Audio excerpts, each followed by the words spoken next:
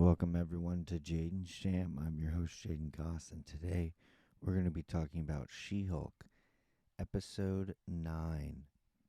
Whose show is this? So, here we are at the season finale.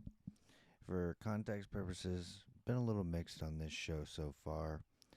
More positive than negative, but I have loved a few episodes. For instance, I really loved the first 2 episodes, liked 3 and 4. 5 is where it started to lose me a bit. Again, I've liked most of the characters on this show. It's just like one of my main issues with some of these episodes and this show in general is it's basically everyone just shitting on Jen Walters the whole time.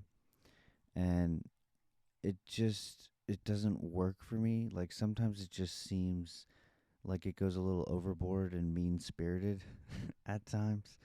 So the episodes that I didn't like much is those episodes where like the wedding one where she's getting bullied the whole time. It's not really funny. That's another problem for me personally. Like obviously comedy is subjective, but for me it hasn't been as funny as I wanted it to be. And I know I'm not the audience here. It just hasn't worked for me.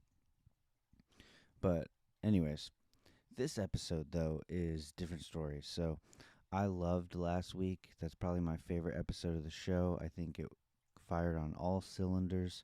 Had a bit of the lawyer stuff and some superhero stuff. See, and I think that's what I expected from this show was a lot of lawyering and superhero aspects blended in together, like a superhero show mixed with a lawyer show or a legal show. And it hasn't really been that. But again, I don't know. I'm just trying to formulate my thoughts here. I just finished this episode and my mind is all over the place, but there's some context for you guys. So, yeah, really, really liked this episode. This episode broke the fourth wall harder than even Deadpool has in any of his movies. This is probably the most meta thing that you'll ever see happen in the MCU. And I thought it was hilarious that they made Kevin Feige an AI and not a. They made him an AI and not, it wasn't Kevin Feige himself, which I kind of hoped it would be, to be honest. I don't know. Maybe that's lame on my part. He's probably, not the greatest actor, I'm assuming. But I've never seen him act, so maybe he's a great actor. So I get why they just did an AI. It's funny. When she, when one thing I did like though, I think the thing I like the most is it calls out one of my issues with most of the MCU stuff is every ending to their shows, the Disney Plus Marvel shows, has been a fight. It just turns out to be a superhero fight, and that doesn't always work. Especially if the visual effects aren't there. Sometimes the fights are just you've seen it before. So it was cool. And I liked the twist where she was like, nah, fuck this. I'm not going to be saved by Hulk, which I loved. This is a She Hulk show. And like that worked for me. I love that it just turned out the dude, Intelligentsia, was just like a group formed by Todd. I thought that there was a leader connection. I was wrong about that.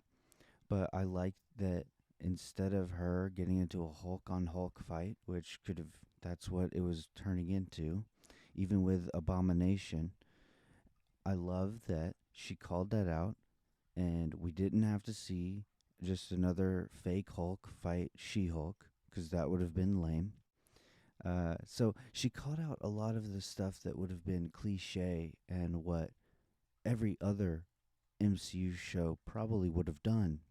I loved WandaVision. It's still my favorite Disney Plus Marvel show, but it just ends like every other Marvel MCU thing that we've seen. It just ends in a big fight, and it was cool to see when we saw when we saw Wanda fight Agatha, but it there was so much mystery, and it was such a cool show, and it just ends in a superhero fight.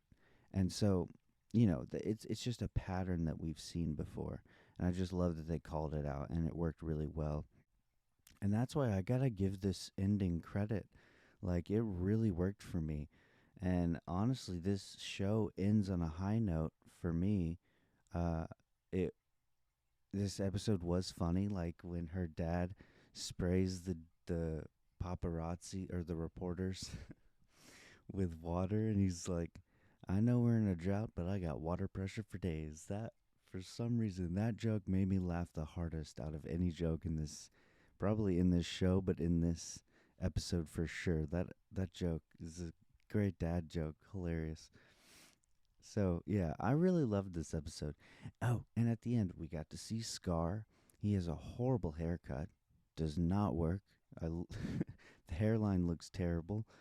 That looked bad. Like the the hairstyle did not work with the Hulk face or whatever. I don't know how to describe it. Uh, but that's funny that he has a bro.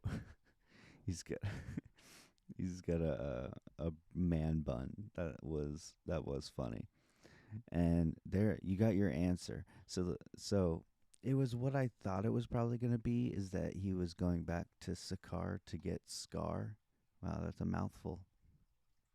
It's cool that there's even movie references to, like, oh, we'll see that in a film. So I'm curious, are they going to do like a Hulk movie for the first time in since 2008?